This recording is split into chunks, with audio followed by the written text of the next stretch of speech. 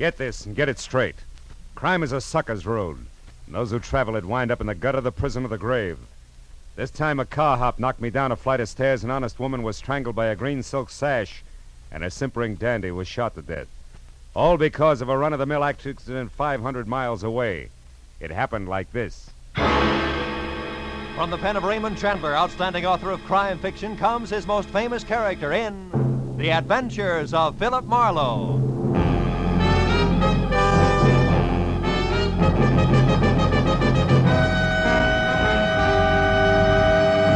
Now, with Gerald Moore, starred as Philip Marlowe, we bring you tonight's exciting story, The Vital Statistic.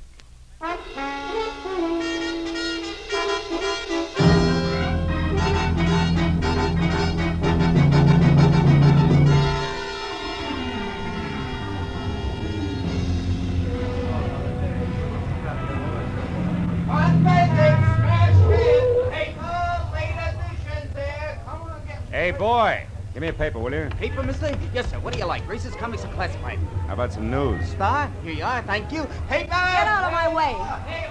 Hey, take it easy. Drive away from here. Fast. Oh, wait a minute. What is this? You've got to help me. I'm being followed. Oh, just a minute, sister. I think The you better light's green. Drive, will you? Hurry, please. Okay. She was streamlined, from close-cropped hair the color of a smoky sunset to low-heeled slippers brocaded in bronze. And in between, a dress that conformed as close and smooth as lacquer on a Chinese vase. I made 4 turns in 4 blocks, then pulled into the curb and stopped. She stabbed a look at me with a pair of sharp, jade green eyes that said life had always been nothing but a calculated risk. Then she stepped out of the car and smiled. You were a big help, brother. Thanks, and goodbye. Not just like that, baby. Come here. I don't like being left out on a limb. Now, look, you did me a favor, okay, but we drop it right here. It's trouble. You wouldn't like it. On the contrary, it's business, like keeping my own nose clean. I'm a private detective, but I didn't issue any invitation for you to jump into my car. A private detective? Yeah, who's chasing you, baby? The law? You can tell me out here on the street or inside over a drink. I'll take the drink. I need it. Yeah. Maybe I need you, too. This might be a break. I'm Mrs. Terry LaBarre, and you're, Marlowe, Philip Marlowe. Who are you running from, Mrs. LaBarre? a woman in slacks. I don't know who she is or why she's following me, but every time I look back, she's there. This is the second day. Booth? Yeah, sure. Say, look, why haven't you talked it over with your local policeman? Are you working for me, private detective? It all depends. All right.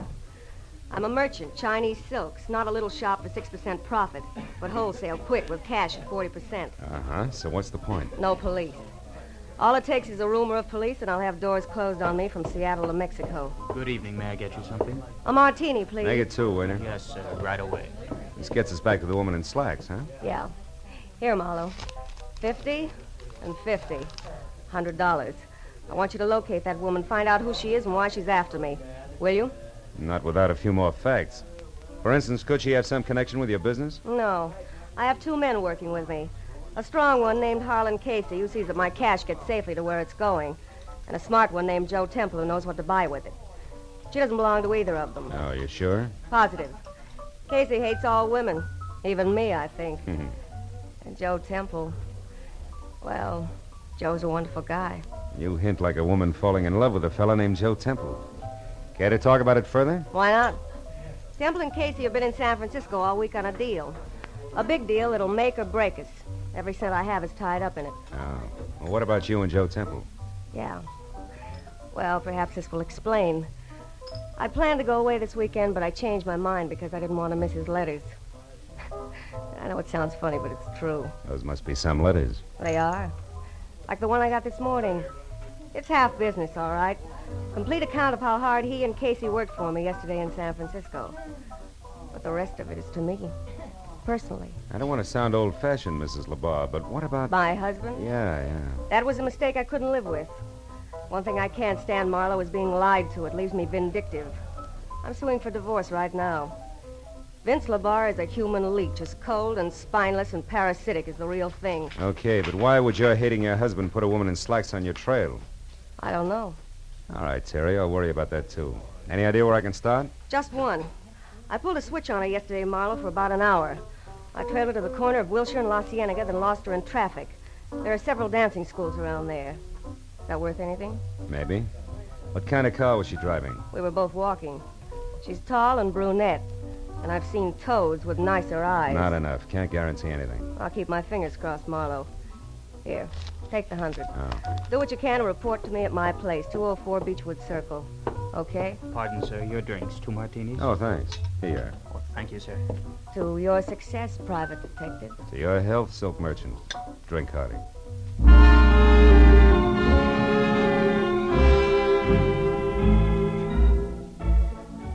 Slugging it down was no way to treat a good dry martini, but I figured it was time I was on my way.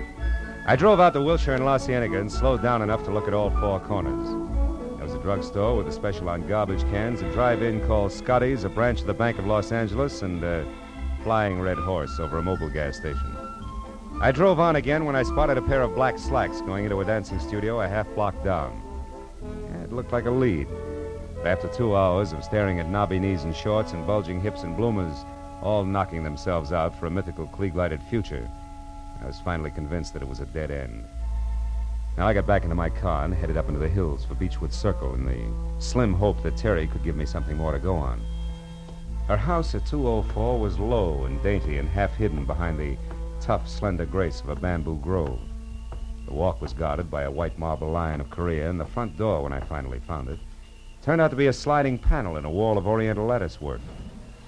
As the door slid open, I was looking down the barrel of a snub-nosed pistol, held very steady in the hands of a hard-eyed brunette, in a pair of black slacks. You've been looking high and low for me, haven't you, Peeper? Ever since you left that dame. I might have been. You're not the brightest character in the world, in spite of what you and your friends think. I spotted your car when she got in. It wasn't too tough to tag. Where's Terry? Sleeping off a hangover from better days. Skip the chatter. Where is she? Come on in and look. And that's no suggestion, sailor. It's an order. Move. Over there to the top of the stairs. Sure. That's a good smart boy. You're late, you know. I got what I came for, and now I'm in a hurry. Turn around. Look, sister. Shut up! And happy landing!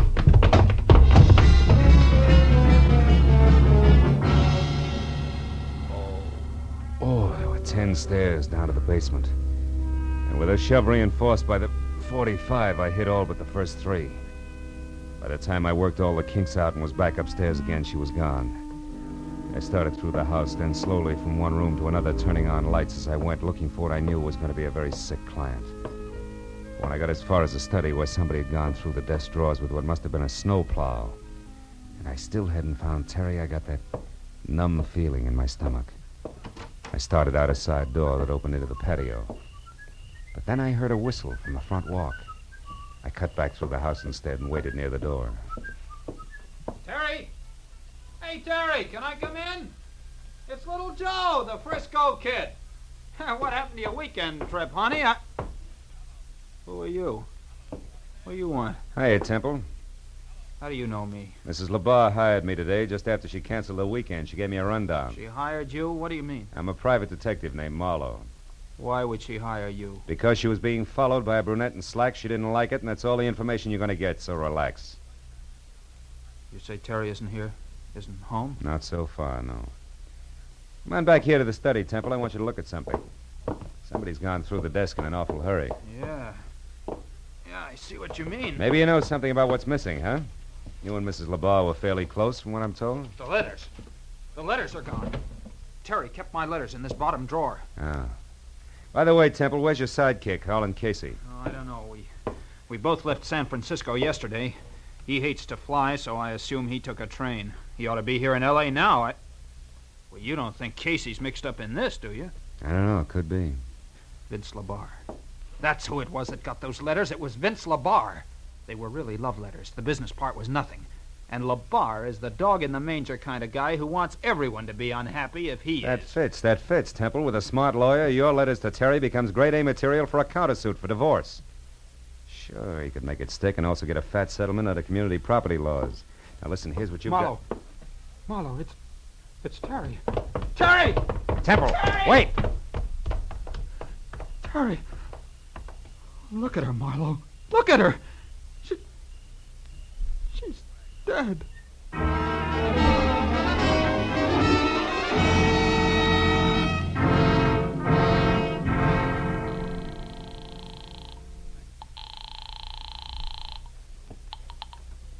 Matthews, homicide detail. Marlowe Matthews, there's a dead one out here. A woman got a pencil? Always. Go ahead, Marlowe.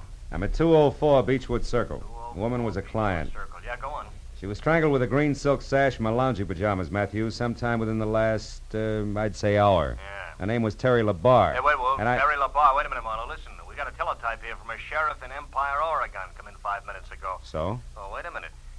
Yeah. Says some guy named Jess Freeman from L.A. was killed there this morning in a traffic accident. Was loaded with big dough, but doesn't look the type. And the only other identification on him was a business card from one Terry LaBarre. Yeah. You got a helpful answer for that? Wait a minute. Temple, do you know anything about a man named Jess Freeman? He was killed in Oregon today in a traffic accident and had one of Terry's cards on him. Freeman? Yeah. No, I don't remember him. No dice, Matthews. Who are you talking to, Phil? Joe Temple, one of Terry LaBarre's associates. He's here. Never heard of Jess Freeman? Yeah. No, okay, Marlowe. Uh-huh. No, they sent his prints to Washington. A tattoo says he was in the Navy once. They'll pin him down. Now, about out there, any idea who killed him? Yeah, maybe a brunette in slacks. I think I know where to find her. Well, it's dandy. Sit down until we get there, Marlowe. I'll be right out. Wait a minute, Lieutenant. What? Look, right now it's only a hunch, but if I move fast and quiet, I might be able to develop it into something worthwhile, okay? Okay, but keep in touch, Phil. Yeah. I still can't believe it about Terry Marlowe. Now, look. Why don't you just go home and take it easy? I'll tell Lieutenant Matthews where he can find you, huh? Thanks. 1310 Marlborough Drive. Right. Now, tell me, you know where Vince LaBarre lives? Yeah, the Laverne Apartments on Rossmore. Uh-huh. He's got a suite on the top floor, 7A. 7A. And, if it's any help, he drives a new green Nash sedan. But I thought you said that it was that brunette who... I did. And if Vince LaBarre can't lead me to the lady in long pants, I'll eat my shirt. What's more, Matthews will see to it personally.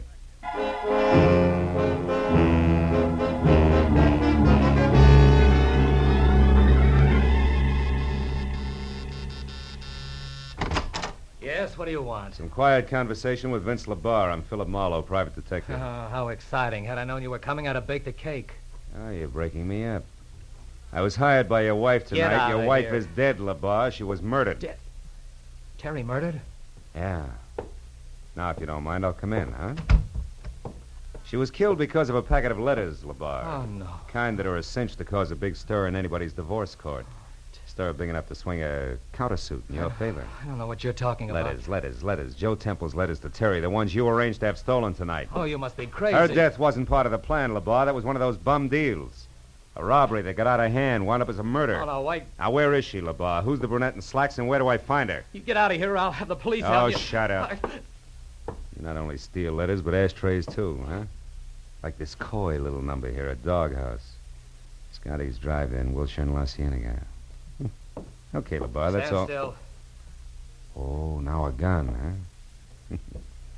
They say you're yellow, LaBarre, but you're not. You're just stupid. There's a terrace outside those doors, Marlowe. Those with the iron grill. Go on out there. Go on. I don't think Terry's dead, and I don't think she hired you. I think you're working for that lousy louse Joe Temple, and if so, he'll need a battalion of private detectives before I'm through. You're through right now, LaBarre. You're too dumb to see it. Go on. Clear over to the rail. Keep your back to me. It's 7 floors down, Marlowe, to a concrete driveway. Just in case you get jumpy.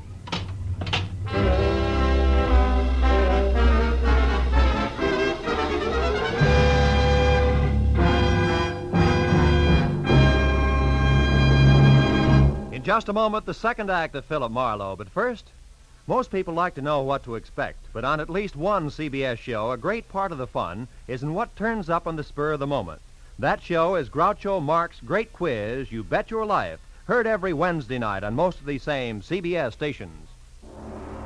Now, with our star, Gerald Moore, we return to the second act of Philip Marlowe and tonight's story, The Vital Statistic.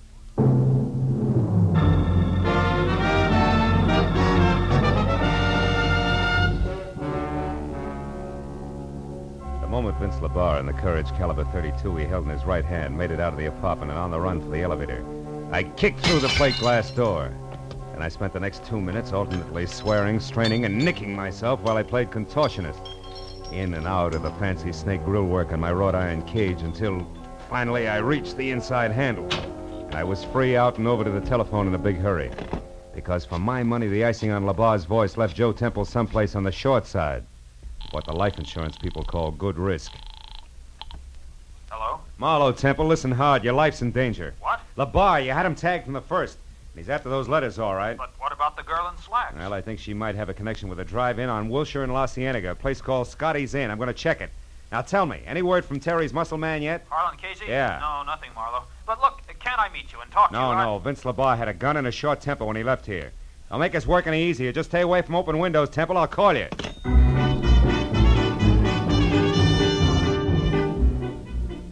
Scotty's Inn was eating on the run in the finest California tradition. A mammoth circle of steel under glass painted a dazzling yellow and blue, surrounded by a half a dozen cars containing teenaged couples with smudged lipstick and the giggles. The second after I pulled in and parked, something in slacks with false eyelashes, a waist you could span with a handcuff, and a fixed frontline chorus girl's smile flipped the card marked Ginger against my windshield. Handed me a menu that still had the froth from an earlier customer's milkshake in one corner. What'll it be, mister? Just coffee, Ginger. Cream? Information. Oh, it's you again. Huh? Look, baby, what I told you on the phone 10 minutes ago still goes, huh? About what? About Rose Facetta, the girl you described. Long black hair, a nice shape, you're infatuated, but you don't know the name and address. So I was nice. I gave you the name, told you to look the address up in the phone book, period. Don't be so lazy, baby. Wait a minute, Ginger. I didn't call you before, but that dime cup of coffee will bring you a $10 tip if you tell me who did. Hey, you want the guy who called. I don't know any names, but you're not him. He didn't talk up like you do. But what's all the fuss, baby? Rose Facetta's got a guy. She's spoken for. Besides, a handsome fellow like you should... Sweetheart, this is business, strictly, believe me. Oh. What's the address? Come on. 2428 Havenhurst Drive, bottom floor. Thanks. Here's a 10 I promised you. No, never mind. Hmm? The name was free to him, so why should I charge you? Besides, Decide what? I like the way you said sweetheart. Come on back sometime, will you, baby, when you want more than coffee? Okay. When I want more than coffee and less than murder, I will. Stay out of it, Ginger. It was definite double talk, but the effect was what I wanted. Ginger with mouth wide open and staring after me like my ears were on backwards. That way, she might be scared out of making a simple curiosity-spiked telephone call to the popular Rose Facetta, which would trumpet my arrival loud, clear, and prematurely. 10 minutes later, I was parked away from number 2824, Havenhurst. As I got out of my car and started toward the place, I found Vince LeBar's green sedan on the opposite side of the street and carefully tucked into the shadows of a pair of long-haired pepper trees. It was a good time for me to be careful. So when I knocked on the front door, which showed yellow light at the threshold and was the starting point for something not too close to music, I did it with the butt end of my .38. Yeah, who is it? Ziggy, friend of Ginger's. She asked me to deliver you a message, Rose. Oh, all right. What's the message, friend? Why, you loud... Don't try it, Sunshine. There's no law against shooting ladies or knock you downstairs. Now back off. Come on, move, but not too far. At the moment, I want you in between me and Vince LeBar. Who? Look, Angel, it's all real plain. Those suitcases behind you there are packed. His car's outside. He's after the letters. Oh, no. Ha ha! There goes Vince now, Buster. Well, Peeper, your opener stinks. Get inside fast. Sure. Any place in particular, sailor? That chair near the desk. Keep your hands in your lap. Okay. If it'll please you, Mr. Detective, I'll be very glad to. After all, you're my guest, and I should be nice to you. Now we talk like a little lady, huh, Rose? Vince LeBar picked up the letters from you as scheduled, and you're getting ready to run because you killed Terry, and you'd rather not be around for the question and answer period, right? I didn't kill her. I just knocked her down. No. You didn't kill her. You just slowed down her breathing somewhat with a pajama sash. You're wrong, copper. Skip it. Doesn't add any other way. Go on, answer it. Who is it? Mr. Shirley, what's going on in there, Mr. Facetta? Landlord? No, the jerk who lives in the top half of this place, along with a few thousand Mr. French Facetta, if you don't poodles. open this door, I'm going to call the police. I distinctly heard a noise, and I... Come on in, Mr. Shirley. Well, what? Well, what's going on in here? Who are you? Never mind that now. Get on the phone. Call the police. Huh? Oh, yes, of course. Yes, certainly. Oh. Operator, I want the police. 2824 Havenhurst Look, Drive. hero, Yes. you're a little mixed up about some things. Yeah, and you're just the kid to straighten me out. Those letters you got at Terry's place were written by Joe Temple. Was your boyfriend Vince heading for Temple when he left here? I can't... Try hard, sister. All right. Maybe he was. Now leave me alone. Not quite. Hey, you, Mr. Shirley. Oh, yes? In that desk next to you, there's a gun. Keep it on until the law arrives. Lady's wanted for murder. Well, yes, but what if she should... Yeah, then shoot, Shirley, fast. Because if you don't, she'll kill you. Tell the cops I'll fill in the blanks later. Now, wait. Why must you leave? Why don't we both watch her? Because a guy named Joe Temple needs my help a lot more than you do.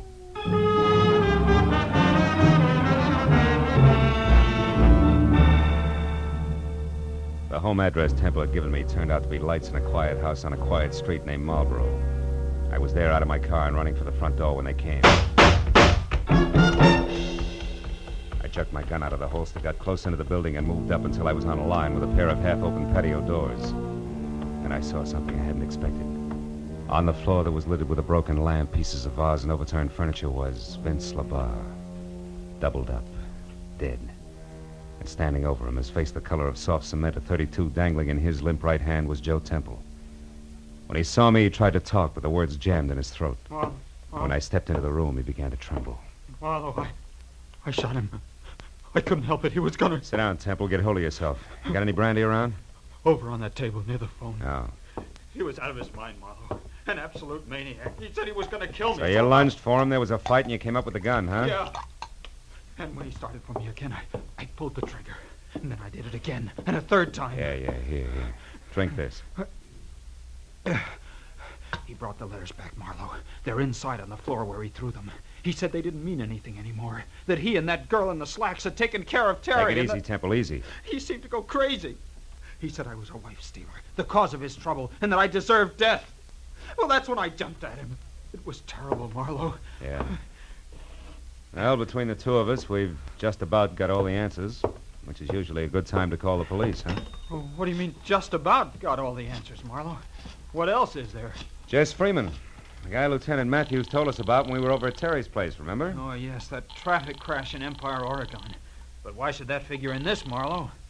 It shouldn't, but I think it does. Homicide, Detective Lieutenant Matthews speaking. Marlowe Matthews, another dead one on the Terry LaBarre case. Oh, no. Yeah, Vince LaBarre, her husband, he was shot. Who did it, Marlowe, do you know? Yeah, a guy named Joe Temple. It was self-defense. We're coming in, Matthews. I'll take that gun, Temple. You get the letters. Let's go.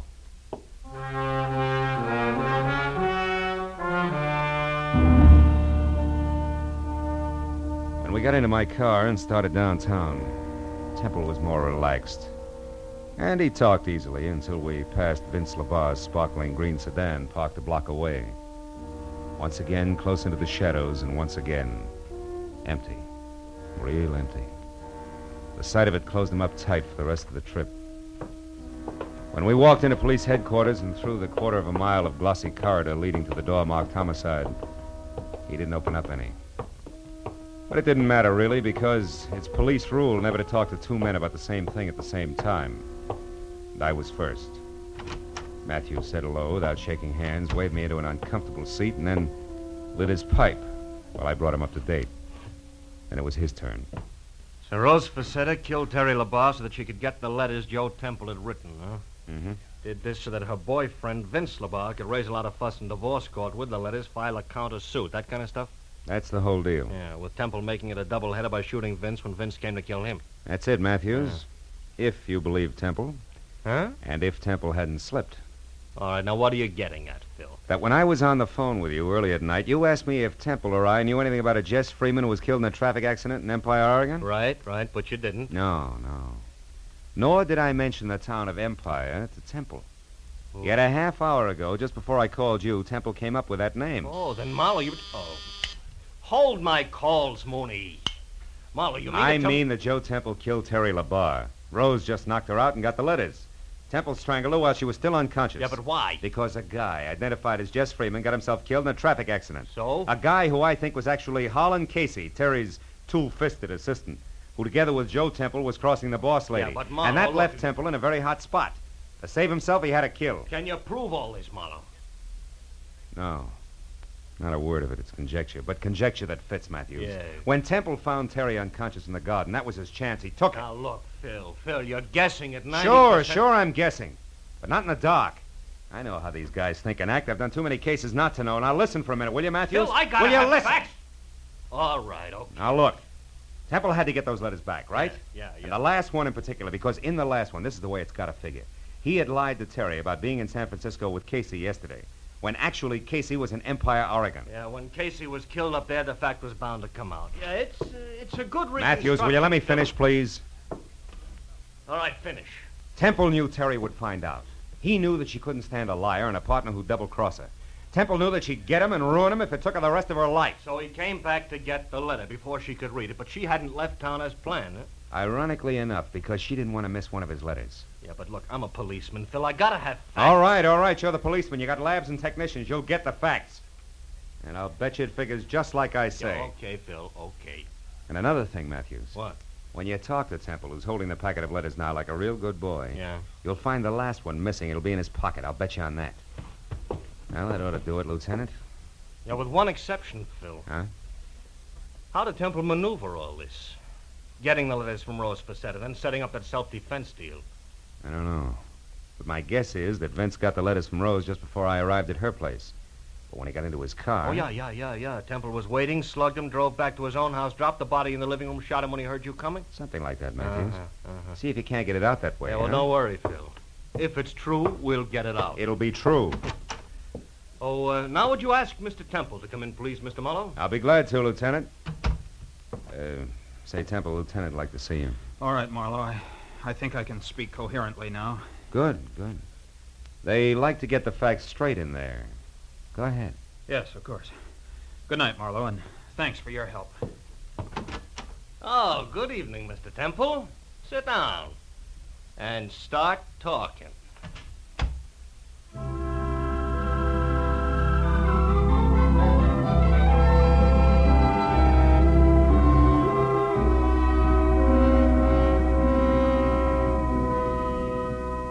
When I got into my car, the new day was starting to push the black out of the sky. And the early morning air smelled fresh and cool and clean. Yeah, the whole night had been confused and complicated. But I knew that by the time Matthews had finished with Temple, there'd be no questions left unanswered. That would be great, wouldn't it? If everything could be that way. No questions left unanswered.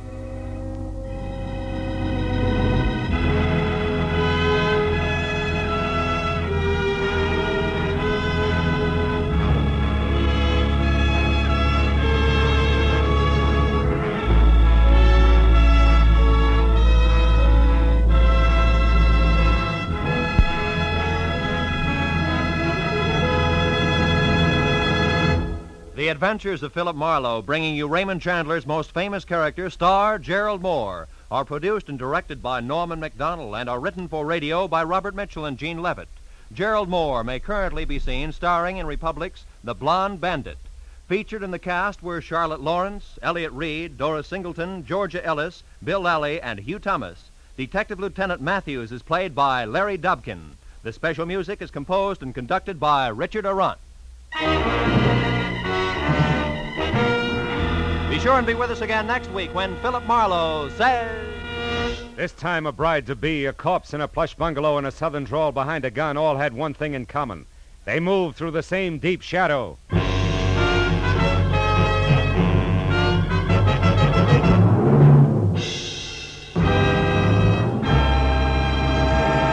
Remember, you'll find George Burns and Gracie Allen and their good friend Bill Goodwin here on most of these same CBS stations every Wednesday night in the half hour following the Bing Crosby Show. This is Roy Rowan speaking. Now, stay tuned for Pursuit, which follows immediately. This is CBS, where Burns and Allen are heard every Wednesday night, the Columbia Broadcasting System.